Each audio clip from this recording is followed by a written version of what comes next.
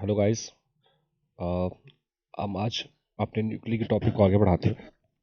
जब हमारे पास अगला कंसेप्ट किसका है, न्यूक्लियर फोर्स का। हमारी वीडियोस हमेशा ही टू द पॉइंट होती है और हम इस पर ध्यान रखते हैं इस बात का कि आपको जो नॉलेज है हम एक्स्ट्रा ना दें। एक्स्ट्रा मीन्स का मतलब जो आपके लिए अभी नेसेसरी नहीं है, क्योंकि हम एग्जाम के बहुत करीब आए हैं। देखिए, न्यूक्लियर फोर्स क्या है। हमने अभी तक कौन कौन से फोर्स पढ़े हुए हैं? आपने इतने टाइम कितना पढ़े हुए? एक तो ग्रेविटेशन फोर्स, ठीक है। एक आपने पढ़ा ग्रेविटेशन के बारे में। एक आपने पढ़ा है इलेक्ट्रोस्टैटिक फोर्स के बारे में।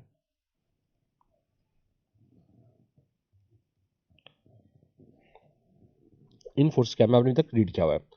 अब यहाँ पे एक नए तरीके के फोर्स को देखिए, न्यूक्लियर फोर्स को। अच्छा, नए तरीके के फोर्स को क्यों? आपने ग्रेविटेशन फोर्स को ऑब्जर्व किया होगा।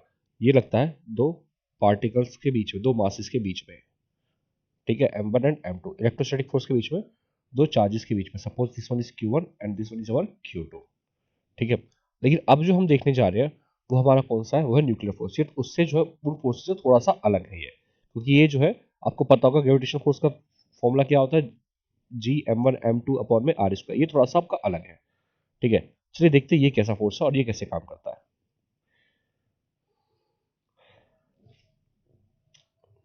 सबसे पहले, ये न्यूक्लियर फोर्स की कुछ प्रॉपर्टीज है। ये चार्जेस के इंडिपेंडेंट होते हैं। इंडिपेंडेंट का मतलब, जैसे अगर, क्योंकि न्यूक्लियस में लग रही है, तो न्यूट्रॉन प्रोटॉन और प्रोटॉन प्रोटॉन के बीच में लगने वाले चार्जेस में हमारे, या न्यूट्रॉन न्यूट्रॉन के बीच में लगने वाले फोर्सेज हमारे क्या होते हैं? सेम टू सेम होते हैं। ये इंडिपेंडेंट होते हैं कि चार्ज क्या है आपका, ठीक है। ये चार्ज के पूरी तरीके से इंडिपेंडेंट है, मतलब इसमें जितना फोर्स लग रहा है उतना ही फोर्स आपका इसमें लगेगा, उतना ही फोर्स आपका इसमें लगेगा। आपको समझ में आ रहा होगा कि ये जैसे अगर इसमें चार्ज पॉजिटिव प्रोटॉन में 1.6 10 टू पावर माइनस 19, इसमें भी सेम है। यहाँ पे क्या लगेगा आपका? कूलम फोर्स लगेगा। कूलम फोर्स तो लगेगा ही लगेगा, इसके साथ सॉरी कूलम फोर्स का रिपल्शन तो लगेगा ही लगेगा, जो एक दूसरे को रिपल करेगा। बट इसमें न्यूक्लियर फोर्स भी लगेगा, जो कि क्या है? पूरी तरीके से charge independent. Next, nuclear force nature में क्या है? स्ट्रॉन्गेस्ट फोर्स है। सच में स्ट्रॉन्गेस्ट है। आप खुद समझ के देखिए, दो प्रोटॉन है, ये प्रोटॉन इतने एक दूसरे के क्लोज है, ठीक है। कितना तेज रिपल्शन पैदा होता होगा इनके अंदर। आप फॉर्मूले में लगा के देखिए ना, F is equal to k Q1 Q2 are square. कितना तेज रिपल्शन फोर्स पैदा होता होगा। स्टिल स्टिल ये जो है, क्योंकि डिस्टेंस बहुत कम है, बहुत कम डिस्टेंस है ये, इसके बाद भी जो है, ये एक ऐसा फोर्स है जो इन दोनों, जो आपके प्रोटॉन से, इनको बाइंड करके रखता है। तो ये ऑब्वियस सी बात है, इससे स्ट्रांग है। ये फोर्स क्या होती है? शॉर्ट रेंज की होती है, बिल्कुल सही बात है। बहुत थोड़े डिस्टेंस के लिए काम करती है। आई थिंक 0.8 फर्मी के आसपास होती है ये शॉर्ट रेंज का फोर्स है। देखिए, आमतौर पर इनका नेचर कैसा होता है? अट्रैक्टिव। मगर अगर डिस्टेंस 0.8 फर्मी से कम हो जाए तो क्या हो जाता है? ये रिपल्सिव। अच्छा, ये स्टेटमेंट बहुत इंटरेस्टिंग है। इसके पीछे ग्राफ भी आप देख सकते हैं, पोटेंशियल और इसकी जो डिस्टेंस का। आप समझिए जाए ये इंटरेस्टिंग क्यों है। एक प्रोटॉन है और एक प्रोटॉन है, इन दोनों के बीच में न्यूक्लियर फोर्स लग रहा है, एज वेल एज इनके बीच में इलेक्ट्रोस्टैटिक रिपल्शन लग रहा है। आप सोच के देखिए, अगर इलेक्ट्रोस्टैटिक रिपल्शन होगा तो ये दोनों एक दूसरे से बहुत दूर चले जाएंगे, ठीक है। लेकिन अगर इनके बीच में, अभी हम इलेक्ट्रोस्टैटिक रिपल्शन की बात नहीं कर रहे, अब हम किसकी बात करें? न्यूक्लियर फोर्स की। न्यूक्लियर फोर्स इन दोनों को खींच रही है। खींचने का मतलब ये दोनों क्लोज हो जाएंगे। लेकिन आप खुद समझिए, अगर ये दोनों एक दूसरे के बहुत ज्यादा क्लोज हो जाए तो पूरा का पूरा सिस्टम क्या कर जाएगा? हमारा कोलैप्स कर जाएगा। क्यों? आप समझिए, अगर डिस्टेंस बिल्कुल कम हो गई और ये दोनों एक दूसरे से जुड़ गए तो सिस्टम तो कोलैप्स। मगर न्यूक्लियर फोर्स का एक इंटरेस्टिंग लॉजिक ये है, वो थोड़े समय तक तो जोड़ता है, मतलब अट्रैक्टिव देता है। लेकिन जैसे ही डिस्टेंस 0.8 फर्मी, फर्मी मतलब 10⁻15 से कम होगा, वो अचानक से इसको रिपल कर लेगा, ठीक है। मतलब इलेक्ट्रो, जो आपका न्यूक्लियर फोर्स है, वो इसको एक पर्टिकुलर रेंज के अंदर वर्क कराता है। अगर रेंज से बाहर जाओगे तो अट्रैक्शन, रेंज से नीचे आओगे तो रिपल्शन। बहुत important part, non central forces, non conservative और इनवर्स लॉ को फॉलो नहीं करती। नॉन सेंट्रल मतलब, ग्रेविटेशन को आपने देखा होगा, बॉडी में जब भी दूसरी बॉडी को ग्रेविटेशनल फोर्स लगता है तो उससे हमेशा बॉडी के सेंटर पे खींचती है। नॉन कंजर्वेटिव मतलब ये क्या है? आपकी पाथ डिपेंडेंट है, एक उस तरह की फोर्सेस। तीसरी क्या है? Does not obey inverse square law. Inverse square law क्या है? आपके पास जो ग्रेविटेशन का फॉर्मूला वो क्या है? G m1 m2 अपॉन में r स्क्वायर। तो यहाँ पे फोर्स किसके इनवर्सली प्रोपोर्शनल है? डिस्टेंस के स्क्वायर के। Coulomb's law, F is equal to k Q1 Q2 r square. तो ये भी किसके प्रोपोर्शनल है? r स्क्वायर के। क्लियर? इनवर्सली प्रोपोर्शनल है। ये आपका कूलम हो गया ग्रेविटेशन। न्यूक्लियर फोर्स के साथ ऐसा कुछ भी नहीं है, ठीक है।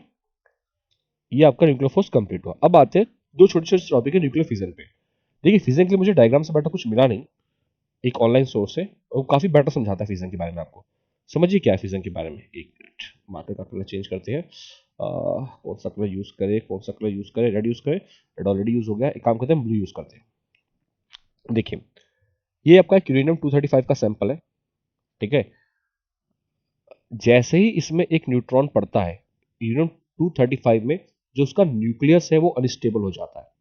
ये अनस्टेबल न्यूक्लियस जो है अपने अंदर से लगभग 3 तरह के नए प्रोडक्ट्स बनाता है। सबसे पहले बेरियम, क्रिप्टन और 3 न्यूट्रॉन्स। ये है फिजन। ऑब्वियस सी बात है, अब एक न्यूट्रॉन फिर से जाके किसी और यूरेनियम आयन को हिट करेगा, यूरेनियम सॉरी एटम को हिट करेगा, ठीक है। ये भी किसी और यूरेनियम एटम को हिट करेगा, ये भी किसी और यूरेनियम एटम को हिट करेगा, और फिर से ये यूरेनियम भी जो होंगे आपके क्या करेंगे, फिर से 3 नए प्रोडक्शन देंगे, किसके, न्यूट्रॉन्स के। और बैरियम का एक प्रोडक्शन, एक आपका क्रिप्टन का। तो ये प्रोसेस चलता रहेगा। ये क्या आपका, इसे हम बोलते हैं न्यूक्लियर फिजन। क्लियर। नेक्स्ट आगे बढ़ते हैं। नेक्स्ट हमारा टॉपिक क्या है, न्यूक्लियर फ्यूजन। बहुत छोटे छोटे से टॉपिक है, आपको थोड़ा ही पढ़ना, जितना हमारे ये हम जो है चल रहे हैं 2023 एंड 2024 के कैरिकुलम के हिसाब से सीबीएसई के। फ्यूजन में क्या होता है, ठीक वाइस वर्सा, यहाँ पे दो चीज जुड़ती है, उसमें एनर्जी जनरेट होती है। ये देखिए यहाँ पे क्या है, आप देख पा रहे हैं कि ये ब्लू कलर न्यूट्रॉन को, येलो कलर प्रोटॉन को रिप्रेजेंट करा है। जब ये कुछ ऐसे जुड़ गए तो आपके क्या बन गए, यहाँ पे आपका जो है प्रोटॉन न्यूट्रॉन।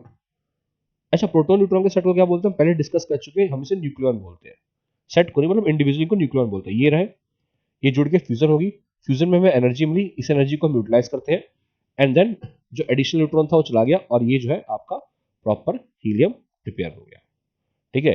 अच्छा ये जो है आपका नॉर्मल हाइड्रोजन का प्रोटियम है, क्या होता है 2H1 आइसोटॉप, ये है ट्रिटियम 3H1।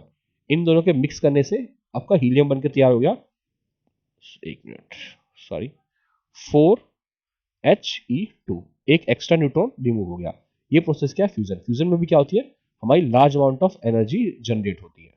आजकल जो ज्यादातर रिएक्टर्स है, इनमें से आजकल जो एक पहले तो हमारा फ्यूजन रिएक्टर हुआ था, लेकिन अब रिसेंट डेज में हमारे पास फ्यूजन रिएक्टर भी आने लगे हैं।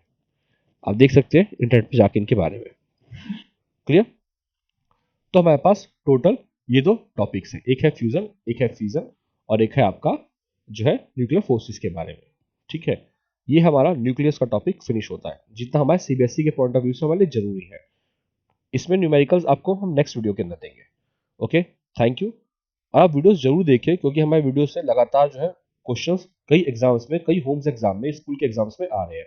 जो हमारे लोकल बच्चे जो हमारी फिजिकल क्लास को ज्वाइन करके वो इस बारे में बता रहे हैं। So please stay on video.